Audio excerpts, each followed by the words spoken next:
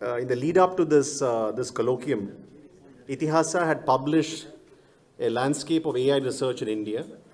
Today we had 3 roundtables in parallel on different aspects of AI. Our next session will present a summary of the learnings that we got today. I invite the following people onto the stage. Dr. Daya Sindhu, my partner and co-founder of Itihasa Research and Digital. Professor Raghunathan Rangaswamy, professor at IIT Madras and anchor for AI in engineering. Dr. Harish Guruprasad. Dr. Harish? Yes, please.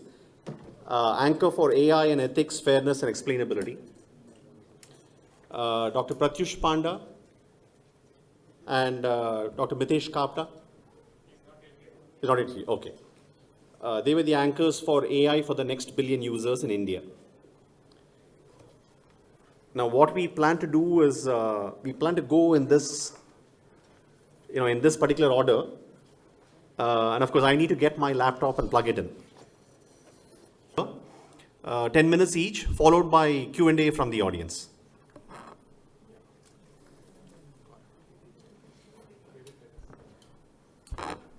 Thank you.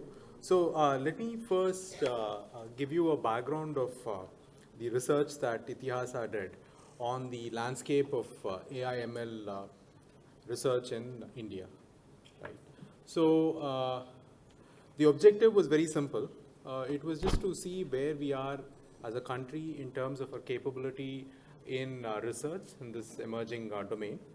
And the interest was twofold. One, AI/ML has tremendous impact on Indian citizens.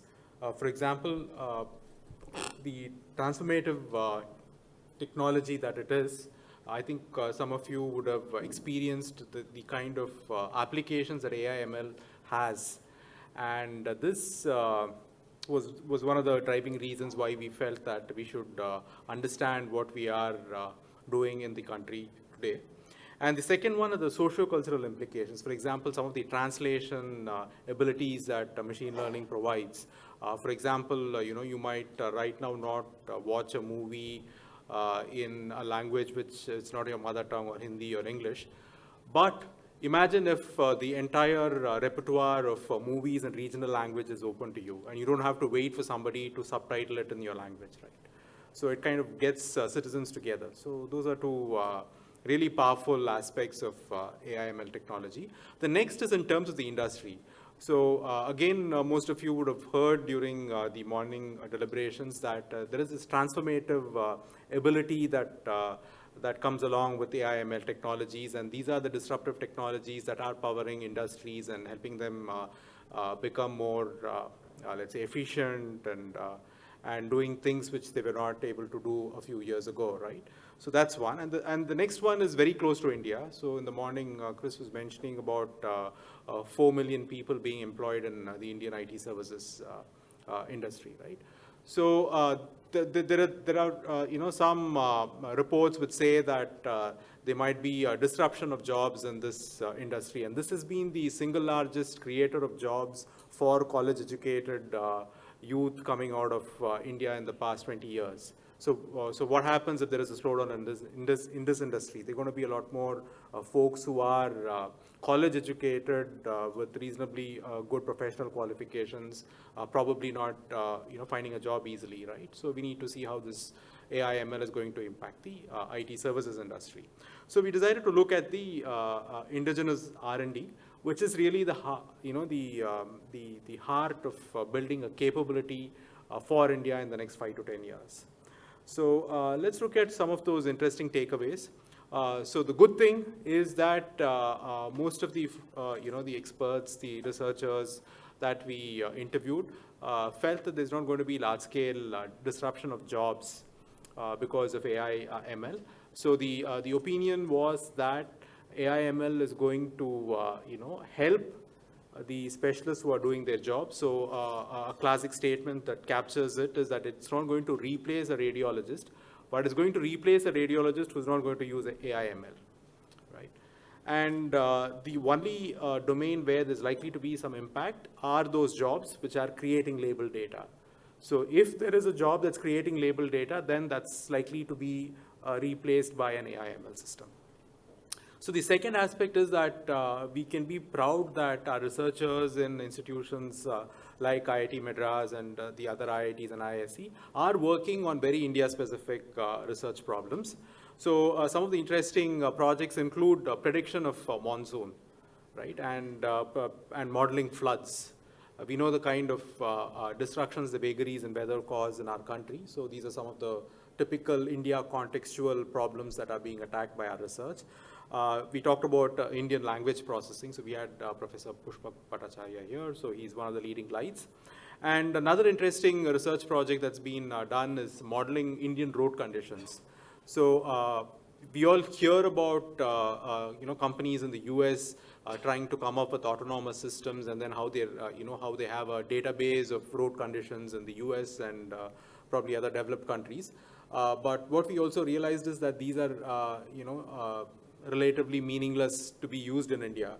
Our conditions are unique, and we feel that we need to use India-related data to do this. And finally, in terms of the size of the research ecosystem that we have, there are about 50 to 75 PIs in AI in India, and we are publishing the third highest number of citable research documents in this domain. So what are the recommendations from our study? The first is straightforward. It probably cuts across multiple other technology domains and science domains in India, is that we need to increase the number of PhD students for AI research. And since this is a very hot area, we are losing our good students to universities abroad and to industry. So maybe create some very specific initiatives that can attract some of these students to pursue research in Indian institutions. So just to give a comparison of what China is doing, they have a program which by 2020 is going to ensure that there are 500 teachers and 5,000 students who are going to be AI experts. And this is going to be on every year. China is going to produce 5,000 students who are going to be from 2020 onwards, who are going to be having a deep expertise in AI. So the second recommendation is in terms of enhancing the compute infrastructure in our research institutes. So one is to obviously buy the GPUs and the TPUs that are there today, and we are in some sense underpowered in terms of computing infra. So we need to address this as an immediate priority problem. So one of the interesting aspects that we realized was that we can use some of the work being done in IIT Madras by the RISE group in terms of developing open sourced SOCs and see how they can power some of the compute infra for AI/ML for India. So it's going to be much cheaper, and it's going to be an Indian hardware. So that's going to be interesting. Then the third recommendation is in terms of setting a center of excellence. A very good example is the RBC DESI, and the idea is to just not to have computer scientists, but also have a multidisciplinary set of faculty members, researchers from allied domains, the application areas, and of course, researchers from the humanities side to understand the aspects of how the AI system interacts with the users. So now I'll hand it over to Krishnan to take you through the rest of the recommendations. Thank you. And in the interest of time, I'll just move forward very quickly. There are 3 more recommendations. I strongly recommend you download the report and read them in greater detail. But the next 3 are basically creating data sets for India. And hopefully we'll see some announcements later as well. The couple of examples we gave. There's one on Indian languages, there's one on driving conditions in India, but there's a very important aspect that we need to consider. One other approach, while there is a COE approach, some others suggested adopting a grand challenges approach, like DARPA, and how, for example, the whole autonomous vehicle came out of a grand challenge. What could be those grand challenges? In fact, Professor Kamakoti headed a task force, identified some 4 or 5 such grand challenges. This could be another approach. And the final one was in linking these institutional mechanisms of the COEs and grand challenges to a startup ecosystem. And we are beginning to see some of those aspects, the IIT Madras Incubation Cell, the SIGN and IIT Bombay. In fact, some of the professors here on the panel are examples of people who have taken their research and gone to startups. So I think we are beginning to see some green shoots here. Thank you. I'll now request Professor Raghu to present his piece.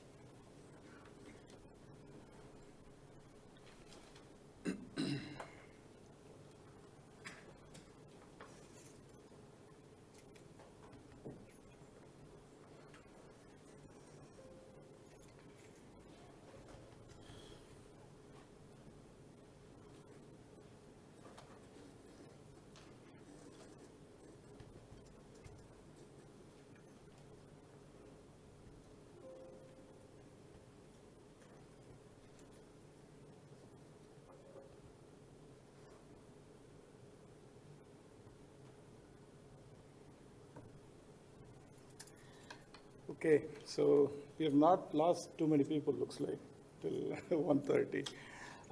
So I anchored a session on AI in engineering. Actually, it was interesting when there was this morning conversation between Ravi and Chris. And Ravi was going through each of these sessions and he said, what about AI in engineering? Immediately, Chris, at least to me, it looked like, not really needed. So I was a little worried about most of the people leaving the panel at that time. So I guess the interpretation is one has to be responsible and develop techniques which have relevance and use in the current social context. In any case, we had panelists from several engineering organizations who are also practitioners of data science AI in their organization, so that we could get a rich overview of what their thoughts are in terms of AI in engineering. So after all the deliberations, I have put together about 3 slides here, which summarizes what we discussed and talked about. Of course, I think if you personally ask me, I would say application of AI in engineering in India, and I'm not sure, I would say even globally also, is still in a very nascent stage. I don't think there are very many systems which are reliably working without supervision. I will contrast, for example, something that all of us know, a PID controller, right? If you think of how many systems use PID controllers, you can think of millions and millions of them. They are working repeatedly, without errors, for years, without anyone doing anything. That's when you would say we have systems that are working successfully. If you were to put such a benchmark on any AI application in engineering, I would say that we'll have almost nothing in terms of applications. So the question of reliability in engineering and the question of simplicity of use are 2 important things that I think we should think about. So in that sense, I would say AI applications, which are widespread in engineering, are not many. However, there's a lot of interest. Of course, there's a lot of buzz, and I also mentioned this in the morning. We said AI is new, AI is not new, and you would have seen that in the quiz that was conducted. In fact, even in chemical engineering, I was mentioning, the very first workshop on AI in process engineering, you know which year it was conducted in? People who are here in this room would know. It was 1987, conducted at MIT.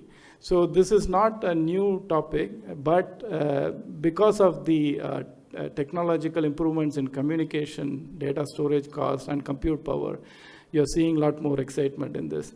However, from an Indian context, and this I can say both as an academic who sat in the panel and had been reading stuff, and also as a practitioner who is a founder of a data analytics startup, I will say India is still very far from getting these solutions in place. because data is still not easily available. So there's a lot of push for digitalization of data, which people talk about. Typically, people think when you say I have data, you have lots of people who come and tell you they have tons of data. But if you were to just use a qualifier, usable, the amount of data you have becomes very less, simply because this data is in disparate systems, they are in silos, they are not integrated together, so you cannot run an algorithm on all of this. So we believe standardization of data and digitalization of data that breaks down silos. So when I mean silos, you might have an ERP system, you might have a PLC system, you have a DCS, and all of this data will have to come into the same repository.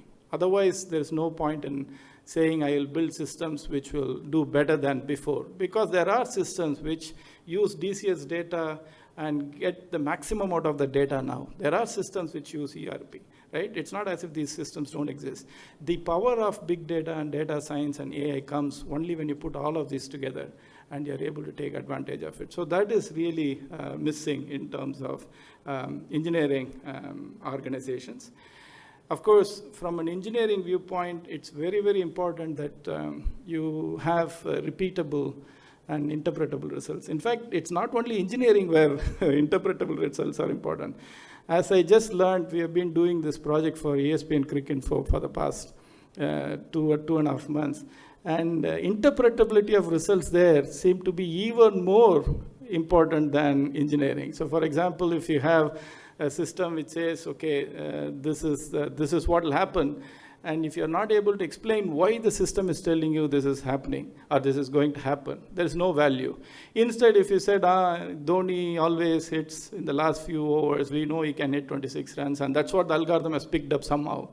If that interpretability you give, only then people are willing to use the system, right? So interpretability and ability to communicate the results of the system in a manner in which a domain expert feels comfortable with is one of the most important aspects of any AI solution you have. And again, doing this repeatably and interpretable format, I don't think exists yet. So these are all opportunity areas for researchers in AI working in engineering systems to look at. In terms of algorithms, one of the questions that always comes about is, are there such fantastic new algorithms that are coming out? Or these are tweaks to existing algorithms that we have all seen before? So my feeling is it's somewhere in the middle. There are some new things that are coming up. But most of these that we talk about right now, we have seen before. We have seen neural networks before. We have seen all kinds of graph networks before and so on. It is the compute power and the other technology advancements which are improving these. So in that sense, there is a real question of what new algorithms do you need? Particularly if you think about application of these algorithms in industry, are there industries which are waiting to get new algorithms, right? I would say not yet, right? Because we have not even crossed the basic barrier. So the bigger challenge, I think, is not in new algorithm development. The bigger challenge is in really figuring out how you would integrate domain knowledge into this and get interpretable results. So those are the bigger challenges in terms of AI algorithms from implementation viewpoint. And there was an interesting point one of the panelists made where he said, you think about some simple computations you want to do, you will quickly do that in Excel and then get some idea that will work. And then you say, I'm going to, based on this, I'll develop an algorithm which will be implemented and so on. So is there an equivalent for AI where I have a benchtop setup where I quickly run my algorithm and say there's some POC which can be done and I can use it for this. So that is a takeaway. Of course, again, we come back to how we capture domain knowledge, how do we capture expertise of people who are retiring so that we can build better and better systems is another important thing. Of course, we have talked about democratization of data, ML, AI. How do you make sure that AI, ML, and all of these technologies are available to a wide cross-section of the population? That's another important question to answer. Of course, the last bit was about the same questions that we have been asking. Is there a problem in terms of jobs because of AI? Are jobs going to vanish? Majority of our panel felt that this was not a problem. And some said Things are not yet quantified. Some felt AI is not proven to be reliable, that you can simply get rid of people. And some people said it might be that the job focus will go from one to another. Jobs won't be lost. But there is a problem here. I think there is a real problem in the sense that we have to face facts. Not everyone can do algorithms, right? As long as the shift is going up and up an intellectual scale, if I may say, then there is a real problem, right? Because there are still lower level jobs that people will have to do. If all of those are automated, then how do you skill them to be really strong at the algorithmic level? It's a really difficult question to answer. Of course, the final point is there is a lot of angst that India-specific data sets are not there. Companies are hoarding data. They are not showing their data. And of course, the answer from the companies is that we don't know what we have in the data. We might have a gold there. Why would I give it to you? I might have IP. I was telling someone, it's like having a box which is locked. You don't have the key to it. You don't know what is inside. It could just be all rocks, or it could just be all gold. Okay, how would you give this box away, right? So you'll hold the box till you find the key and find out what it is. So that's kind of a catch situation that needs to be addressed. So these are the main takeaways from our panel on AI and engineering. And if there are any questions after this, I'll be happy to answer. Thank you.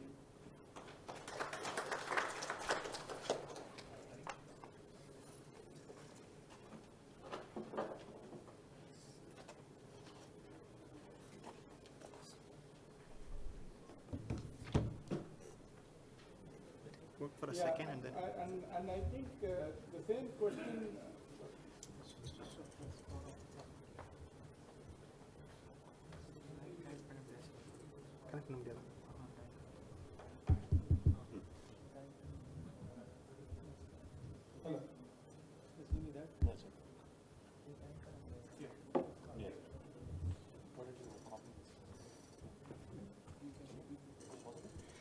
Okay, I think the question was that this job loss and lack of data sets and so on, is it unique to AI or other technologies should have also, to engineering, sorry, unique to engineering or other technologies should have also, yeah. So I think I'll answer the two parts. The second part I think is a little unique to AI in the sense that the focus on data sets and data is a lot more than before, right? You don't. Oh, no. There is no difference. There is no difference.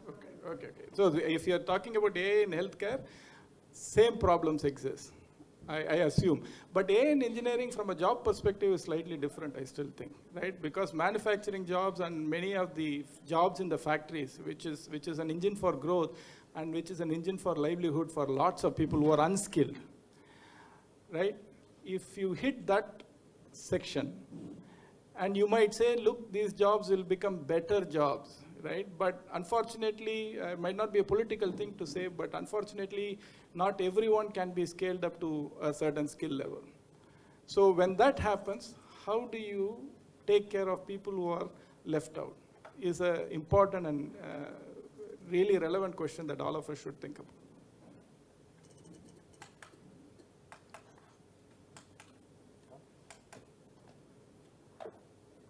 So I think we can have one more question when they said any time.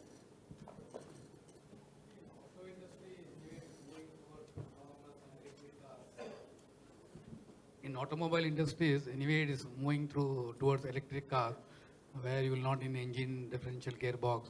So almost 40 to 50, 60% of jobs are going to go irrespective of AI.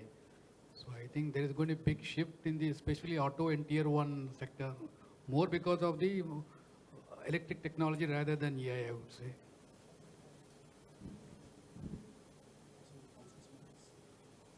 Why would you say electric technology than AI? Because you see, the number of components that goes into electric car will be very minimal. So you will do away with the engine walls, gearbox. Most of the heavy duty where the labor is employed will not be there. So I think there is a general feeling not only the OE, but even the tier 1 companies, most of the 40 to 50% of the jobs are likely to go. Okay, we will take this up. Okay. Hello, everyone. Okay.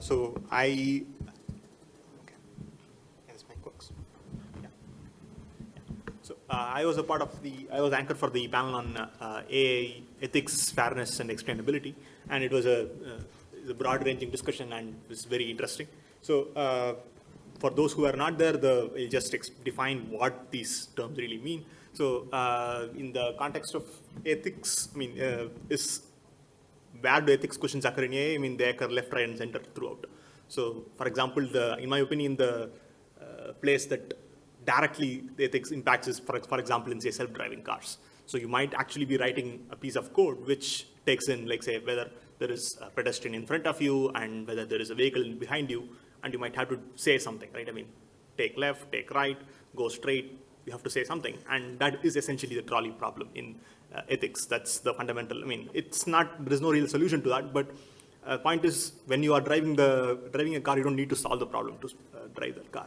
But when you are writing an AI code for self-driving systems, you have to write a piece of code which solves that. I mean, whether that piece of code will ever come into action or not, you'll have to still write that. So that means that you are essentially solving ethics problems left, right, and center, and that's not escapable. And other than that, there are other places where ethics makes an appearance. For example, say data misuse by say Facebook or Cambridge Analytica or say NSA or there is these so many issues which only make sense with with AI. Without AI, I mean, you can collect data of 6 billion people, but without AI, there's no way you can use it. So you don't mind probably giving the data away. But with AI, these problems become a real issue. So how do you handle such data in an ethical way so that no one is hurt, so that's the central point of ethics in AI. The second point, which is fairness, comes into play mainly because the main purpose of an AI system is to say give welfare to say its users or the citizens of the world in general.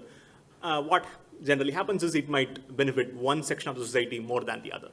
So that's really the essence of the fairness problem. How do you design systems which benefits everyone at least more or less equally, right?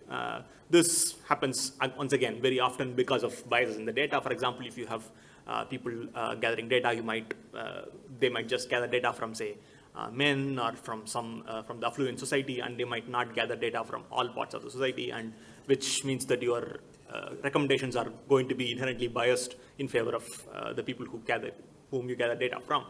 So how do you correct for this kind of problem? So that's the fairness aspect of it. And that's the fairness aspect of it. And the third part, which was the explainability, and it's not really a problem, it's really it's a desired feature to have. For example, the example that I gave in the panel was that of say complicated AI systems which are really not easily interpretable at all.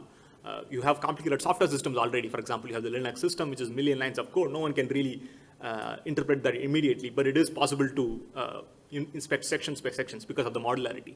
But the AI systems currently are really just functions which take in a bunch of numbers and output a bunch of numbers.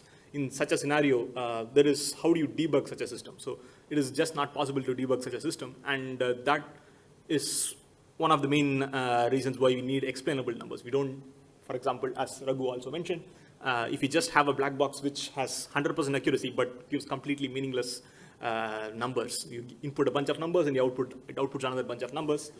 It might be 100% accurate, but you'll never ever use it because finally there must be a human at the end of it who uses it. For example, you might have a system which can predict with 100% accuracy whether a person has, say, cancer or not. But no one's going to use that because the doctor has to believe in the system first before he will recommend the result of that to the patient. So that's the other aspect. So how do you build explainable AI systems? And in a way, explainable systems will mitigate the risk of bias and fairness to a certain extent. So if you understand why something is happening, say, for example, if a system says, I'm going to reject this loan because this person is black, and if that's what the system really says, you can really step in and say, well, that's not a good thing to do. Bad AI. You can beat the AI and condition it for like you do a dog. That's something which you can do. But if it doesn't, it just says, okay, this is the feature vector and this is the result. There is no way you can correct for it. So that's the broad themes behind this panel. And this is really not an immediate problem right now in India. I will say that because This is mostly a problem in the developed world, mainly because very advanced systems of AI are not in use. For example, AI in healthcare is not really used very well. I mean, in fact, one of the panelists said healthcare is not, it's just bad healthcare. Forget about having good AI in healthcare. We don't really even have healthcare.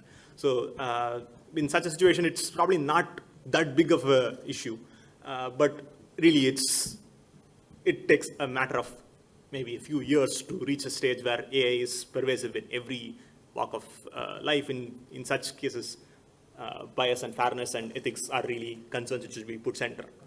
It should be front and center and not something which should be fixed after the problems are caused. Right? I mean, it might be too late to fix it after the problems are caused, and that's the reason why we need to analyze these now.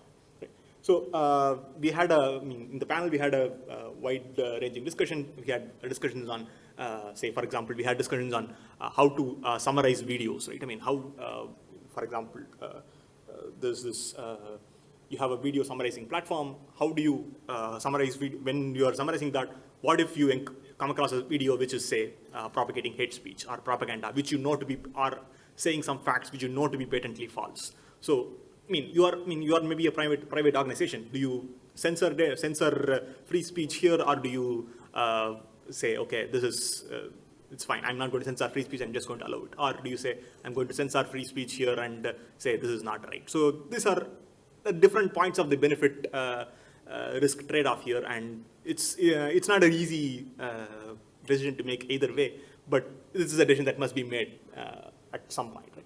So, and there was also talk on how data collection, the fundamental resource of AI is data, and well, bias algorithms, one of the main reasons for the bias algorithms is bias data. And how do you handle bias? In the standard legal framework for handling bias data is through what is called consent, creep, and confidentiality. So but consent means that the user who gives the data is aware of that he is giving the data, is aware that he or she is really knows what the data will be used for, is aware that who will use that data, aware that what the impact of the data will be, and ideally should be able to, say, take back the data, or ideally should be able to, so that's the kind of situation that we should be in for data. And the creep part of it essentially is that you might start a project, for example, with, say, with the focus on welfare, but it might creep onto other things like security and so on. So, and under such situations, what do we do for that? And confidentiality is, I mean, obviously you want the data to remain, you might be okay with making group level inferences, but not individual inferences. And there are other impacts, other discussions on finance. For example, how to make the AI for finance really inclusive to all people. And one particular question that was discussed was on giving loans, and well, the prevalent things of what all features can you use for giving out loans. For example, one thing that was discussed was, can you use the address of the person who is applying for the loan as a feature? And there might be a pretty good increase in accuracy, but is that a valid way? Is that a fair way of doing it? And those were the kind of questions that were discussed. And in the aspect of AI assistants, one question that once again comes up naturally is, well, are AI assistants always good? I mean, the first question is it always listening to us? Well, it might be, it might not be. It essentially is based on the wake word systems. The more interesting question is, does it work for everyone, right? I mean, mainly because of data bias, again, it might not work for, say, women or minorities as well as, say, it works for the majority here. And it does happen to be the truth. And there are people who are trying to mitigate these effects. And So one aspect that came about in how is, say, AI used in healthcare here in India, one comment that was made is that in healthcare, say in the West, has really sick care. Essentially, you fall sick and you take care of the sick. So that is really not, say, possible in India. I mean, it's not possible even in the US with its immense GDP. It spends 1/6 of its GDP on healthcare, and it's still not sufficient. And if we use that much money on sick care, India is just not going to make it. So the proposals were essentially on preventative care and healthcare, and not really sick care. So those, how do you use AI for those kind of things? For example, say fitness trackers and diet trackers and those kind of things were really the focus things too. And yeah, so yeah, that was about it. Yeah, that's it. So any other questions? Let's wrap up.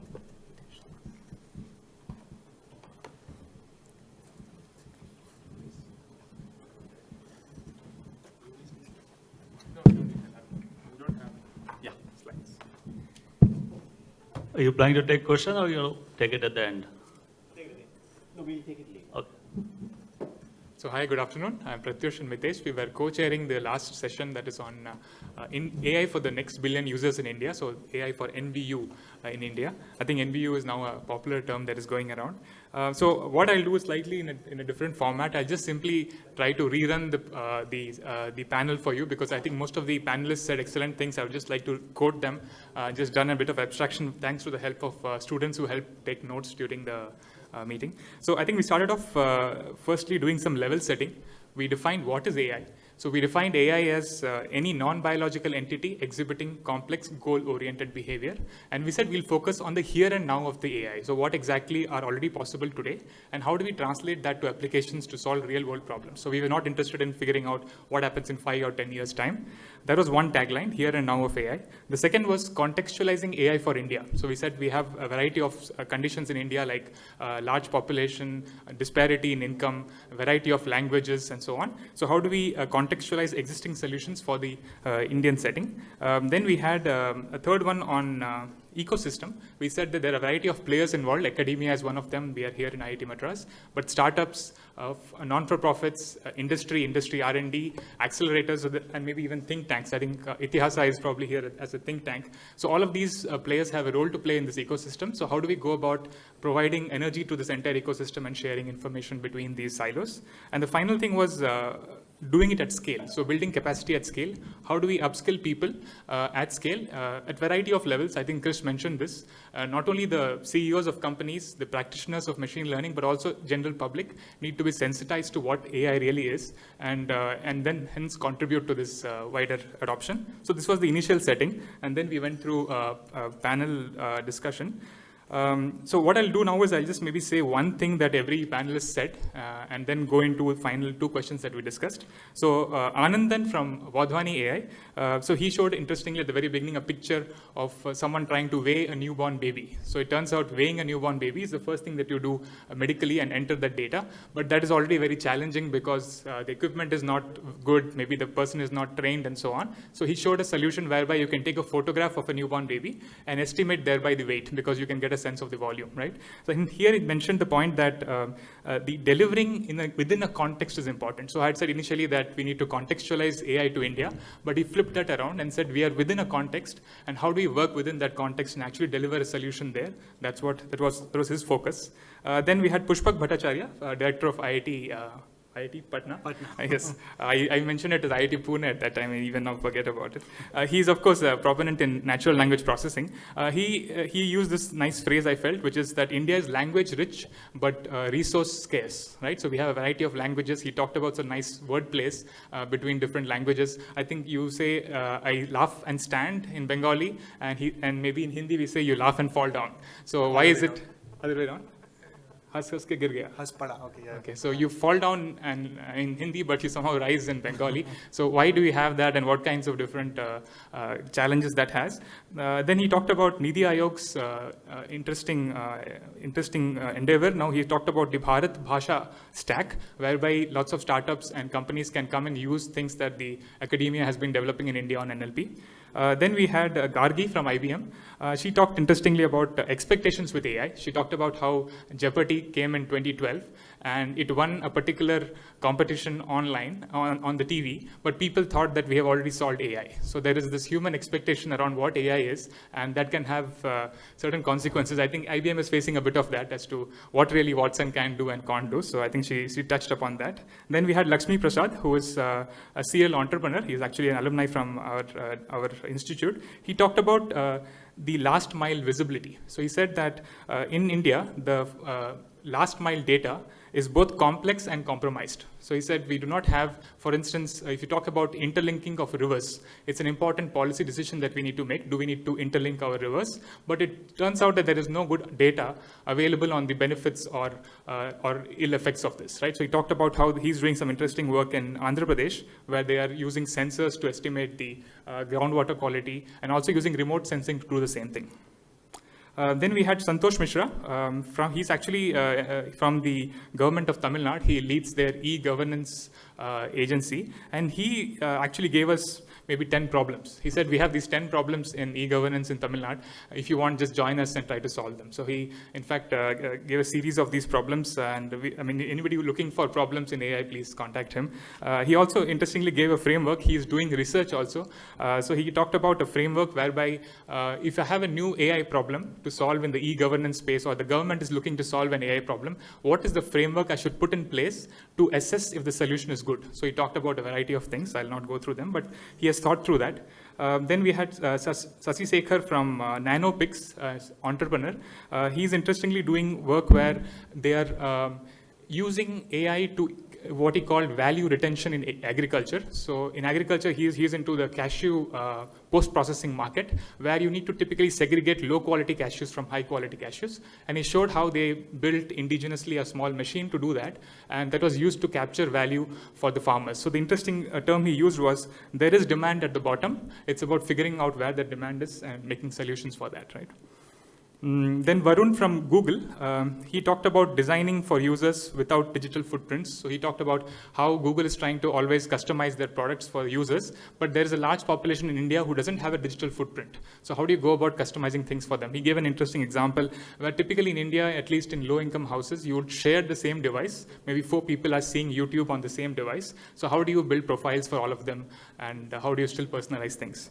Finally, we had Pratik from Microsoft Research. He talked about Edge ML, whereby you try to democratize the hardware for AI. So we know a lot about democratizing the software, but how do you take the hardware and make it also low cost? He talked about using decision trees on microcontrollers, having 1,000th of the power of a typical CPU, let alone a GPU. So those are the panel discussions that we had. Do you want to look at the question? So then at the end, right, once every speaker had something to say about specific questions asked to them, we also had this open session where we asked them some pointed questions. And one of the things that we were asking, like in India, we have these 3 to 4 areas where AI, everyone is talking about using AI for agriculture. So I'd call that food, water, healthcare, and even for languages, right? Now, in all of these things, the challenges have been around for many years, right? We have always been scarce in terms of resources in each of these verticals. So why is it that now we are talking about that with much more eagerness? What was happening 10 years back, right? Were we a bit slow in reacting to the needs in these areas? If so, what was the problem in the ecosystem which led to this, right? So as Pratyush was mentioning earlier, there were many players in the ecosystem, starting from government to academia to industry and so on. So we asked them, why were we not being able to do it 10 years back, right? And a few interesting answers came from them. So one of them was this, anything that you want to do with AI, right? It's very different in terms of the business model, right? So now if you want to build something for the farmer, as you said, a very specific requirement, which is to segregate different qualities of cashew, right? Now, how do you do this at scale? How do you figure out whether this is profitable for you or not? How do you figure out whether this particular section of the demographic is actually going to adopt this or not, right? You cannot do a generic study and say, okay, people are ready for AI in India. You have to do it sector-wise, population-wise, different region-wise, and so on, right? And all of this is very infeasible in a large and diverse country like India. So these challenges, this particular challenge, right, it's still existent, but we are going to tackle it as we go along, right? So the other important point which came up, why AI has not been kind of almost omnipresent in India as it is in some other countries, is that the challenge of data, right? And I think Raghu made this point that everyone says we have a lot of data, but the key thing here is usable data, right? We don't really have usable data. We don't really have usable data in the languages that we care about, right? So that's another important factor. Something as simple as building a chatbot for a farmer in rural areas of Tamil Nadu where the dialect may also be different. How do you go about collecting data for that, right? It's very, very hard to do that, right? So these are some of the important points that came up. And a follow-up question on this was, right, so now given that these challenges exist, can we actually think of a platform where we do everything, right, from sourcing problems, right? So as you said, there was this representative from government, IAS officer, who on the spot gave us 10 problems, right? There are problems waiting to be solved from all sections of the society. Can we have a platform where we source these problems, have a labeling mechanism, data collection mechanism, have a problem solving mechanism, right? All of this in an open source framework where all of us, say the academicians and the industry, get together, define a problem, so how to solve it, right? Just give the outline for this is how you need to approach it. You need to use this tool from here, that paper is what you need to read, this data is what you need to collect. And in a crowdsourced, open source manner, can we attack problems which are relevant for the country, right? These are not problems inspired from the West, but say inspired from our farmers, our doctors, our nurses, and so on, right? So that was an important kind of an outcome where we ended, that something like that is really the need of the hour, and we should all get together to do something of that sort. Thank you. Thank you, everyone. I think in the interest of time, I know that there will be questions. In the interest of time, we are going to have a tea break later. And my request is at that point of time, please do interact with them. In fact, there will be other opportunities to interact with this community, which is what our next session is going to be talking about. But before that, we'll want to give the mementos to the anchors who did a splendid job today. Big hand to them. I'll also request Mr. Sridhar, the COO of RB Desai, to come and hand over the mementos.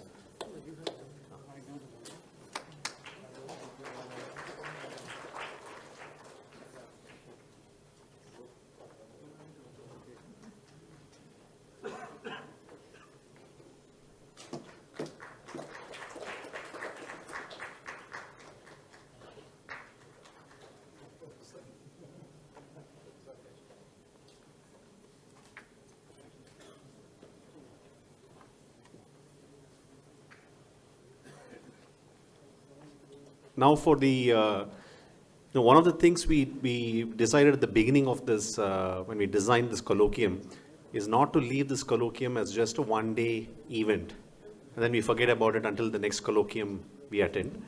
So we did want to do something where we announce some way of interaction which goes beyond this day. And that is what we'll have in the next session, where I will invite Professor Ravindran to come and talk about some important announcements to be made at this colloquium.